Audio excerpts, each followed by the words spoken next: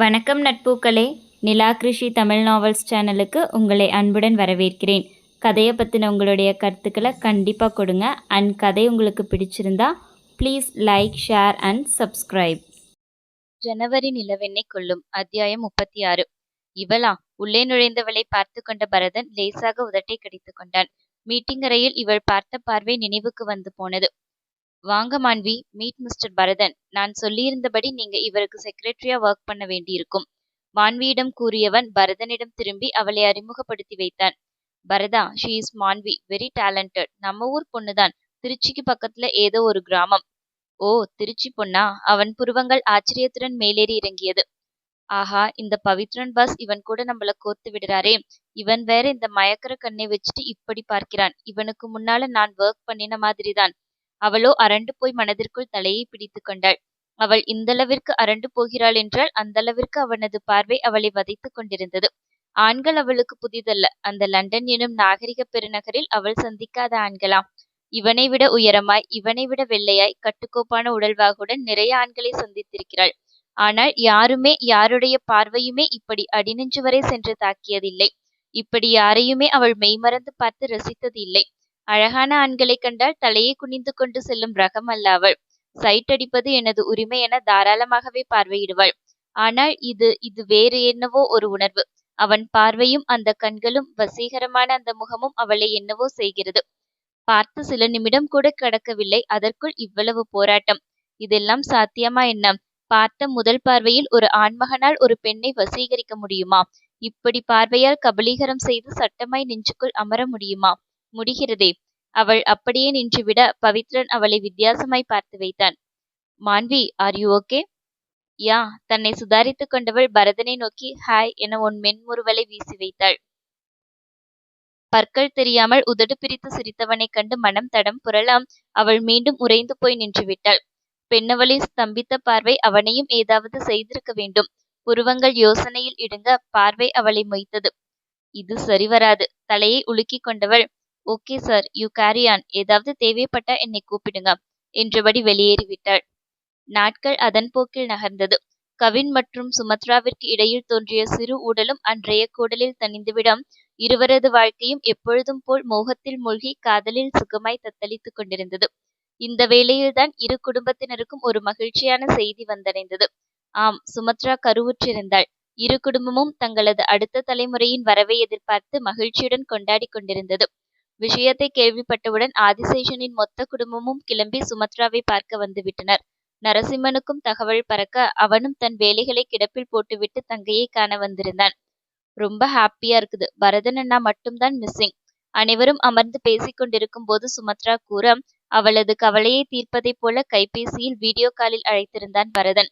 சுமிக்குட்டி, வாழ்த்துக்கள்டா. அவனும் தன் பங்கிற்கு மகிழ்ச்சியை வெளிப்படுத்தி சிறிது நேரம் பேசிவிட்டு வைக்க அங்கு அனைவருமே இதமான மனநிலையில் இருந்தனர். அவர்களுக்கு இருந்த ஒரே மனக்குறை ராம் மற்றும் சந்திரிகாவை பற்றியதுதான். ஒருவரையொருவர் பார்க்கும் பார்வையில் அவ்வளவு காதல் இருந்தாலும் திருமணத்திற்கு சம்மதிக்காத அவர்களது நிலை அனைவருக்குள்ளும் சிறு ஏக்கத்தை விளைவித்திருந்தது. ராம், சந்திரிகா, நீங்களும் இதே மாதிரி சீக்கிரமா குட் நியூஸ் சொல்லுங்க. ராகவி கூற குடித்து கொண்டிருந்த காஃபி புறையேறியது நரசிம்மனுக்கு. என்னது? அவன் அதிர அவனருகில் அமர்ந்திருந்த கவின், மாப்பிள்ளை, குட் நியூஸ் மீன்ஸ் கல்யாணத்துக்கு சம்மதம்ங்கிற குட் நியூஸை சொல்ல சொல்றாங்க. உங்க வில்லங்கமான மைண்ட் யோசிக்கிற மாதிரியான குட் நியூஸ் இல்ல. பேச்சில் குட்டு வைக்க அனைவரும் கொல்லென்று சிரித்தனர். ஓ, அப்படி சொல்றாங்களா? இழுத்தவனின் பார்வை ஒரு மார்க்கமாக தன்னவளை மொய்த்தது. அப்படித்தான் சொல்றாங்க என்றவன் நரசிம்ம குனிந்து, இந்த ஒன்னும் குறைச்சல் இல்ல. ஏதாவது பேசி என் தங்கச்சியை கல்யாணத்துக்கு சம்மதிக்க வைக்க வேண்டியதுதானே. ஊரே உங்களை கண்டா நடுங்குது. என் தங்கச்சி வாயிலிருந்து சம்மதம்னு சொல்ல வைக்க உங்களால முடியல. என்னத்த தி கிரேட் ஸ்ரீ ராம நரசிம்மனோ. வேண்டுமென்றே உசுப்பேற்றி விட்டான் கவின். உங்க தங்கச்சியை லவ் பண்ணி தொலைச்சிட்டேன்ல, இந்த பேச்சையெல்லாம் நான் கேட்க வேண்டியதுதான். முணுமுணுத்து கொண்டவன் சந்திரிகாவை பார்த்து முறைத்து வைத்தான். அவனது முறைப்பை கண்டவள் சிறு கடுப்புடன் உதறு சுளித்துவிட்டு எழுந்து வெளியே தோட்டத்திற்கு சென்றாள்.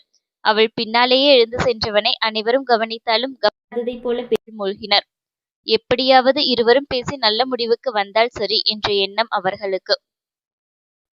தோட்டத்தில் இருந்த மரத்தில் சாய்ந்தபடி வரிசையாக பூத்து குலுங்கிக் கொண்டிருந்த வண்ண வண்ண மலர்களை ரசித்துக் கொண்டு நின்றிருந்தாள் சந்திரிகா. ஊதா வண்ணத்தில் மஞ்சள் நிற பெரிய பெரிய பூக்கள் போடப்பட்டிருந்த சுடிதார் அணிந்திருந்தவளின் எளிமையான அழகு காந்தம் போல் அவனை சுண்டி இழுக்க ரசனையான பார்வையை அவள் மேல் படர விட்டபடி அவளருகே வந்து நின்றான் நரசிம்மன். ஏன் இங்க வந்துட்ட? சும்மாதான். அவளது அருகாமையில் இதம் கண்டபடி நின்றிருந்தவன் எதையோ நினைத்து கொண்டவனாய் திடீரென்று சிரித்தான். அவள் கேள்வியுடன் புருவம் உயர்த்தி அவனை நோக்க, இல்ல, அன்னைக்கு பண்ணின மேட்டர்ல இந்த மாதிரி குட் நியூஸ் வந்துட்டா என்ன பண்றதுன்னு யோசிச்சு சிரிச்சேன். அவன் கூறிவிட்டு சிரிக்க சந்திரிகாவின் முகம் குழப்பத்தில் ஆழ்ந்தது. புருவம் சுருங்கி முகம் யோசனைக்கு தாவ ஏனோ அவளால் ஒரு நிலையில் இருக்க முடியவில்லை. என்னடி அமைதியாகிட்ட? Good news வந்துடுமோன்னு பயந்துட்டியா? இல்ல, அப்படி நடக்க வாய்ப்பில்ல. பிளட் லாஸ் ஆகி ட்ரீட்மெண்ட் எடுத்து நிறைய டேப்லெட் சாப்பிட்டு இருக்கிறேன். சோ நீங்க நினைக்கிற மாதிரி எதுவும் நடக்க. அவனுக்கு சொன்னாலா இல்லை தானே சொல்லிக் கொண்டாலோ தெரியவில்லை. அவசரமாக சொல்லிக் கொண்டாள். ஓகே கூல், அதுக்கு ஏன் இவ்வளவு பதட்டப்படற? சற்று அவளை நெருங்கியவன் அவளது கரத்தை பற்றி கொண்டான். சகி, அப்படி ஏதாவது வந்தாலும் நோ ப்ராப்ளம், நான் பார்த்துக்கிறேன். ஓகே தானே? என்னவோ உண்மையிலும் அவள் பிள்ளையை சுமப்பதைப் போல கனிவுடன் அவள் முகம் பார்த்து பேசினான் நரசிம்மன். அந்த குரல் காதல் மிகுந்த பார்வையும் அவளை தடுமாறி தாழ்த்தி பின்னவள். நான் இல்லைன்னு சொல்றேனே, அப்படி மட்டும் நடந்து மானம் போகும், வேற ஒண்ணும் நடக்காது. வெடுக்கென்று அவள் கூறிவிட்டு முறைக்க அதான் ஃபேமிலியை நான் சமாளிச்சுக்குவேன், நீ கவலைப்பட வேண்டாம். மேலும் அவளை நெருங்கி மரத்தில் ஒரு கரத்தை ஊன்றி கொண்டவன் இன்னொரு கரத்தால் அவளது கன்னம் வருடினான். ஹலோ பாஸ், அப்படி ஒண்ணு வராதுங்கிறேன். நீங்க கனவுலகத்துல மிதந்துட்டு இருக்கீங்க. முதல்ல தள்ளி நில்லுங்க. எங்க நிற்கிறோம், நம்மள சுத்தி யார் இருக்கிறாங்க, என்ன ஏதுன்னு எதுவுமே பார்க்க மாட்டீங்களா? எப்ப பாரு இப்படி கிட்ட கிட்ட வந்து பேச வேண்டியது. ஏனென்று தெரியவில்லை, அன்று ஏனோ சிடுசிடுப்பாக அவன் மீது எரிந்து விழுந்தாள். அவளது முகச்சினுக்கத்தை அவதானித்தவன், என்னாச்சுடி, ரொம்பவும் எரிஞ்சு விழற என்று கேள்வி எழுப்பினான். இவனிடம் என்றில்லை, சமீப காலமாகவே அனைவரின் மீதும் இப்படித்தான் எரிந்து விழுகிறாள் என்ற நினைவில் அவள் இதழ் கடித்துக் கொள்ள கன்னத்தை வருடிய கரம் உயர்ந்து சென்று அந்த மென்னிதழ்களை பற்களின் பிடியிலிருந்து விடுவித்து விட்டது.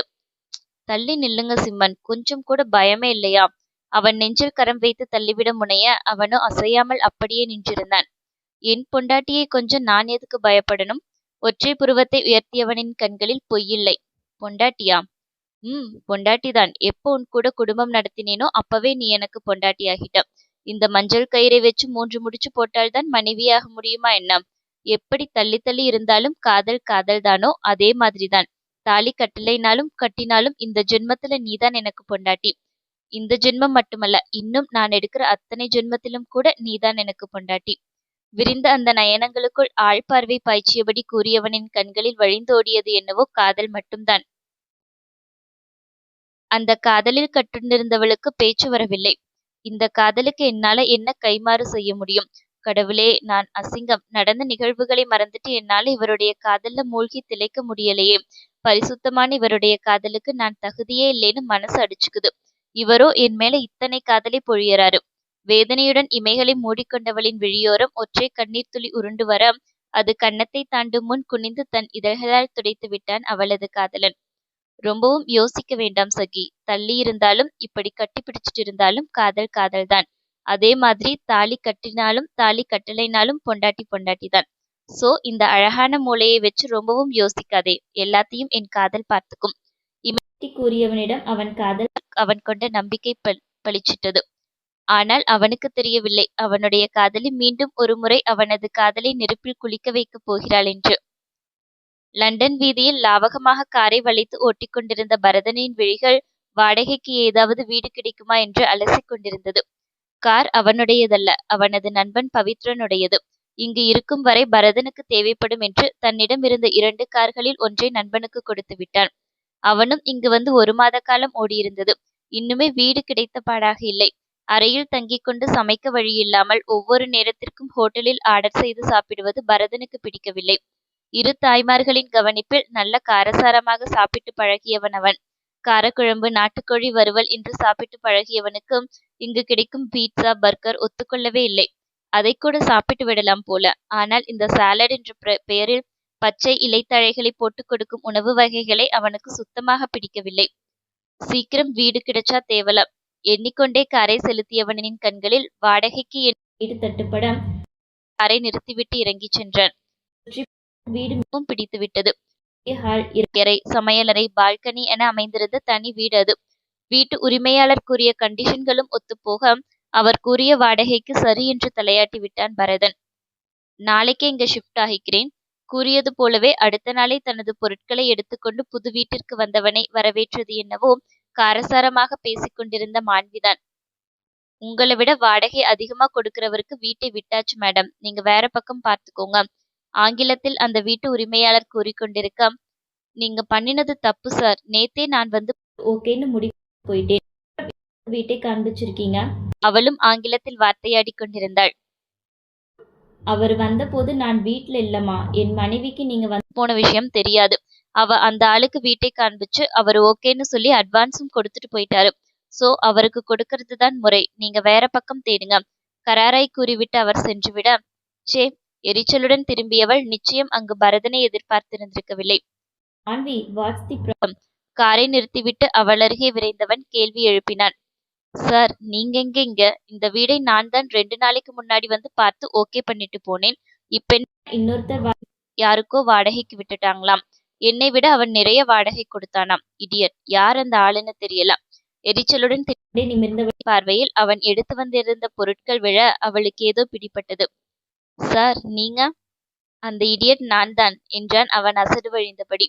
அவளுக்கோ முகத்தை எங்கு கொண்டு போய் வைப்பது என்று தெரியவில்லை. சாரி சார், நான் யாரோன்னு நினைச்சு. That's okay. நீங்க பார்த்திருக்கிறது எனக்கு தெரியாது. ஈவன் இவங்க சொல்லக்கூட இல்ல. இவங்க சொன்ன வாடகை எனக்கு ஓகேவா இருந்துச்சு. உடனே அட்வான்ஸ் கொடுத்துட்டேன். அவன் விளக்கம் கூற, என்று தலையாட்டி வைத்தாள் Manvi. Okay sir, you carry on. நான் வேற பக்கம் கிடைக்குதான்னு பார்க்கிறேன். அதோட நீங்க கொடுக்க சம்மதிச்ச வாடகை நமக்கு கட்டுப்படியாகாது. விடை பெற்று அகல போனவளை மாண்வி என்று அவன் குரல் தடுத்தது. இஃப் யூ டோன்ட் மைண்ட், நீ எங்க தங்கியிருக்கேன்னு தெரிஞ்சுக்கலாமா?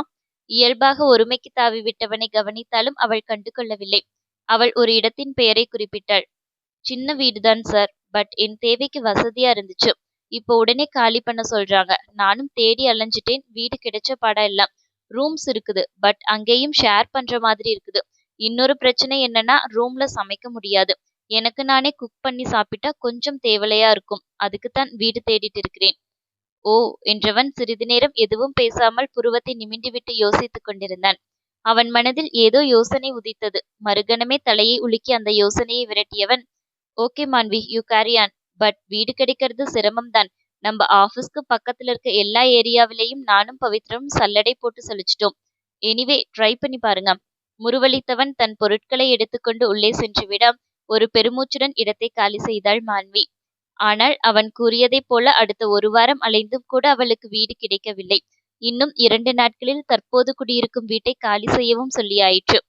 தெரியாத வெளிநாட்டில் வந்து இருந்து கொண்டு அவளுக்கு அழுகியே வந்துவிடும் போல. அப்படியெல்லாம் உடனே அழுது விடுவாள் என்று நாம் நினைத்தால் அதுதான் முட்டாள்தனம். மிக மிக தைரியமான பெண் மாண்வி. இல்லையென்றால் திருச்சிக்கு அருகே இருக்கும் ஒரு கிராமத்தில் பிறந்து வளர்ந்து இங்கே வேலை செய்ய வர முடியுமா என்ன? இன்னும் 2 டேஸ்ல வீடு தேடணும். கிடைக்கவே மாட்டேங்குது. பேசாம ஏதாவது ரூம்க்கு ஷிஃப்ட் ஆகிடலாமா? திங்ஸ் வேற நிறைய இருக்குது. நம்ம திங்ஸ்க்கு ரூமும் போதாது. எண்ணிக்கொண்டே அலுவலகத்தில் அமர்ந்திருந்தவளுக்கு பரதனிடமிருந்து அழைப்பு வந்தது. அதே யோசனையுடன் சென்று அவன் முன் நின்றாள். மாண்வி, வாட் அபவுட் தி ப்ராஜெக்ட்? இன்னைக்கு ஈவினிங் சப்மிட் பண்ணி ஆகணும். அவன் வினவிய பிறகுதான் அவன் தனக்கு அளித்த வேலையின் நினைவே வந்தது. ஓ காட், இதை எப்படி மறந்தேன்? மானசீகமாக தலையில் கொட்டி கொண்டவள், சாரி சார், இதோ இன்னும் கொஞ்ச நேரத்துல ரெடி பண்ணிடுறேன் என்றாள் அவசரமாக. வாட், இன்னும் ரெடி பண்ணலையா? புருவம் சுருக்கியவனுக்கு அவள் முகத்தில் இருந்த தவிப்பு தப்பாமல் பார்வையில் விழுந்தது. என்னாச்சு மாண்வி? ஒரு ப்ராஜெக்டை வச்சுக்கிட்டு இவ்வளவு நாள் உட்கார்ந்திருக்கிற ஆள் இல்லையே நீ. கிட்டத்தட்ட 1 வாரமா இந்த ஒர்க்கை முடிக்காம பெண்டிங்ல வச்சிருக்கிற. What happen? ஒரு சின்ன ப்ராப்ளம் சார். That's okay. நான் ஈவினிங்குள்ள அந்த ஃபைலை சப்மிட் பண்ணிடுறேன். அவசரமாக கூறிவிட்டு அகல போனவளை அவன் தடுத்தான். வெயிட் மாண்வி, சின்ன ப்ராப்ளம்னா அப்ப ஏதோ பிரச்சனை இருக்குதுன்னு தானே அர்த்தம். What's that? அவன் விடாமல் வினவா, வீடு பிரச்சனை தான் சார். இன்னும் கிடைக்கல. 2 நாள்ல இப்ப தங்கி இருக்கிற வீட்டை வேற காலி பண்ண சொல்றாங்க. அந்த யோசனையில இங்க ஒர்க்ல கான்சென்ட்ரேட் பண்ண முடியல. அவள் விளக்கம் கூறினாள். எப்பொழுதும் மலர்ந்த முகத்துடன் தன்னிடம் பேசும் அந்த பெண்ணின் முகத்தில் தோன்றும் இந்த சிறு கவலையை ஏனோ அவனால் தாங்கிக் கொள்ள முடியவில்லை. ஓ, ஒற்றை விரலால் நெற்றியை தட்டியபடி சிறிது நேரம் யோசித்தவன், நான் வேணும்னா ஒரு சொல்லட்டுமா என்றான். சார், உங்களுக்கு ஆட்சேபனை இல்லைன்னா என் கூட தங்கிக்கோங்க. கடைசியில் விஷயத்தை போட்டு உடைத்தே விட்டான். ஒரு பெண் பிள்ளையை தன்னோடு வந்து தங்குமாறு எந்த தைரியத்தில் அழைக்கிறான்? எது அவனை உந்தித் தள்ளியது என்று அவனுக்கே தெரியவில்லை. அவளது அழகு முகத்தில் படரும் அந்த சிறு கவலையை பொறுக்க முடியாமல் கூறிவிட்டான். வாட்? அவளுக்கோ அதிர்ச்சி. ஏற்கனவே தினம் தினம் அலுவலகத்தில் அவனை காணும் போதே அவள் வசம் இருப்பதில்லை. வசீகர பார்வையோடு அவனே அறியாமல் அவளை மயக்கிக் கொண்டிருக்கிறான். அவனது ஒவ்வொரு செயலிலும் அவன்பால் விழுந்து புரளும் மனதை மீண்டும் சமன்படுத்தி தனக்குள் தக்க வைப்பதற்குள் அவளுக்கு போதும் போதும் என்றாகிவிடுகிறது. இதில் ஒரே வீட்டில் தங்க நேர்ந்தால் சுத்தம். அவளே அவனிடம் சென்று, இந்தா என் இதயம், இதை வைத்துக்கொள் என்று தன் மனதை அவனிடம் கொடுத்துவிட்டு வந்து விடுவாள். எனவே மறுகணம் யோசிக்காமல், அது சரிவராது சார் என்று விட்டாள். அவன் வற்புறுத்தவில்லை. ஓகே, யுவர் விஷ் என்றபடி தோலை குலுக்கிக் கொண்டு அந்த பேச்சை அத்தோடு விட்டுவிட்டான். தொடரும்.